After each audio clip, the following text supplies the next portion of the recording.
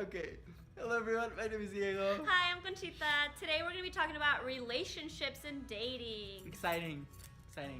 I think dating as people with disabilities is definitely harder than non-disabled. Granted, I'm not a non-disabled person, so you don't know 100%. But I think today we really wanted to share our own personal experience on that. Yeah, So you want to start? No. I think what comes to mind when dating is it definitely is different. Like, I can't meet somebody at a bar and make eye contact and like start flirting. Like, it just doesn't work that way, and it makes me kind of jealous that I can't do that because I want to hit on somebody like that and I can't. So much of the flirting I've done has been like the eye contact and that smile. Yeah, and I feel like as a blind person, I think yeah. that's kind of the biggest thing, that like you can't just look at somebody and be like, hey, you're super hot. But I think another thing that I think about when I think about dating is, I've dated both people with and without disabilities.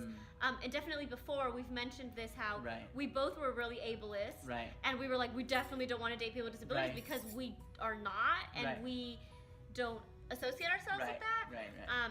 But I think it's interesting because I've dated both, and it's kind of like dating somebody that's your same ethnicity. It's good to date both in and out. Right.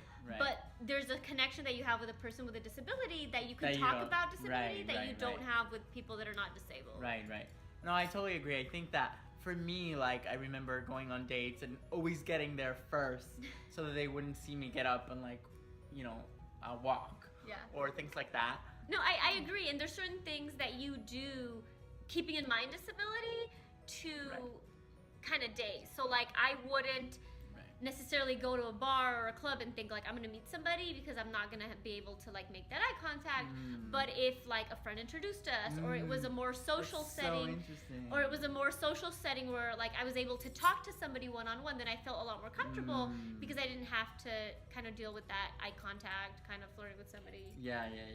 Type of thing. How do you feel like your relationship, especially with a non-disabled person, has, like, what's the role that your disability has played in that relationship?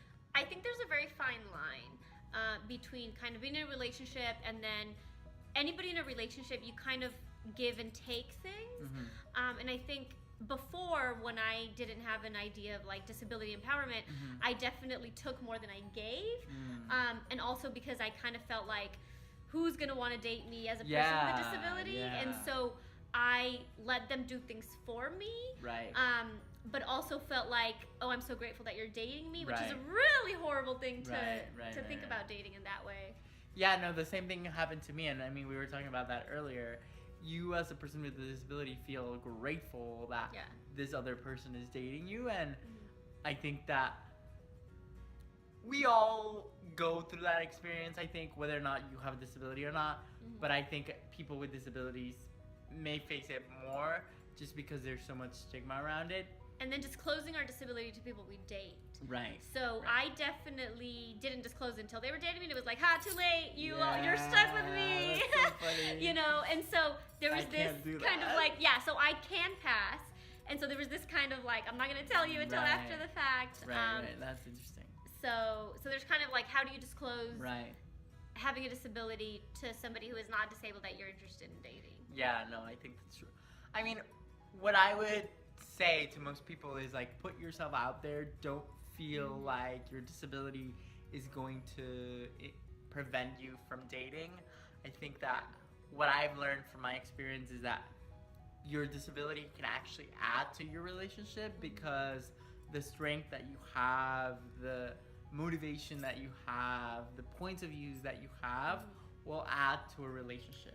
Definitely. And I think I end up dating people just because of my personality and my way of thinking that are really social justice oriented. And so even if they don't have a disability, we end up talking about, okay, how does somebody with a disability, how are you marginalized and oppressed, and what privileges do you have? And so that's kind of universal to all social justice conversations. So I can relate to a person on that way, talking about disability, even if they don't have it, and they can kind of learn about it. And to me, I would say, I don't have like a specific person, but I think what's been really helpful is like, I am kind of overconfident, kind of like cocky, and I think people respond to that really well. So I think even if, like they say, fake it till you make it, I think that's so true. I find myself doing that. Yeah. Like I definitely overact confident, Right, even when I'm right. like, oh my god, I don't know what I'm doing. Right, and sometimes overacting confident. Right. I think confidence is super sexy, and it makes me attracted to people. You know, and however the person is, confidence definitely is something that helps. And no, the other thing I would say is also like not feeling like, or I guess this is from my own personal experience, like not feeling that you can't initiate body contact or that you can't initiate wanting to date, because that's also confidence, right? If I start touching somebody or if I start like making sexy eye contact, well, I can, you know, if I start making sexy eye contact or like a smile or something like that I've initiated, I think that sort of says to the other person that you're interested. And again, it shows that confidence of like, yes, I know that I'm worth it, and I know that this is this is something that I want to do.